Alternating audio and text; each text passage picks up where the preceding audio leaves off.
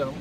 వికారాబాద్ జిల్లాలో గత వారం రోజుల నుంచి వర్షాలు ఎడతెరిపి లేకుండా పడుతున్నాయి. దాదాపు అన్ని చోట్ల కూడా ఎక్కడైతే మనకి కల్వర్ట్స్ ఉన్నాయో, ఎక్కడైతే కాజ్వేస్ ఉన్నాయో అన్ని చోట్ల కూడా మా పోలీస్ సిబ్బందిని ప్లస్ మన పంచాయత్ సెక్రటరీస్ ఇంకా రెవెన్యూ సిబ్బంది అందరితో కూడా కోఆర్డినేషన్లో ఉన్నాము. కొన్ని చోట్ల మనకు ఈ నస్కల్ వాగు కావచ్చు, కొన్ని ఏరియాస్లో ఓవర్ఫ్లో అయింది. ఓవర్ఫ్లో అయినప్పుడు ఇమీడియట్గా పోలీసు వారు గ్రామస్తులతో అండ్ పంచాయత్ సెక్రటరీ అందరితో కోఆర్డినేట్ చేసుకొని ఎక్కడైతే మనకు కాజ్వేస్ పైన ఓవర్ఫ్లో అవుతుందో అక్కడ ఇమీడియట్గా రోడ్డు కూడా బ్లాక్ చేయడం జరుగుతుంది. ప్రజలందరినీ కూడా రాకపోకలు లేకుండా అక్కడ బ్లాక్ చేసి వాటర్ మళ్ళా తగ్గిన తర్వాతనే, నీరు కంప్లీట్గా తగ్గిన తర్వాతనే మనం అలో చేయడం జరుగుతుంది. ఎటువంటి పరిస్థితుల్లో ఎక్కడైనా ఓవర్ఫ్లో అవుతున్నా కూడా ప్రజలు ఇమీడియట్గా డైలీ అనేది సమాచారం ఇవ్వాలని చెప్పేసి విజ్ఞప్తి చేస్తున్నాం.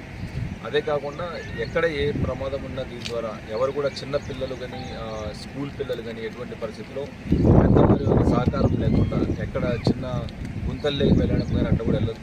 అండ్ చాలా చోట్ల కల్వర్ట్స్ దగ్గర చేపలు పట్టడం జరుగుతుంది.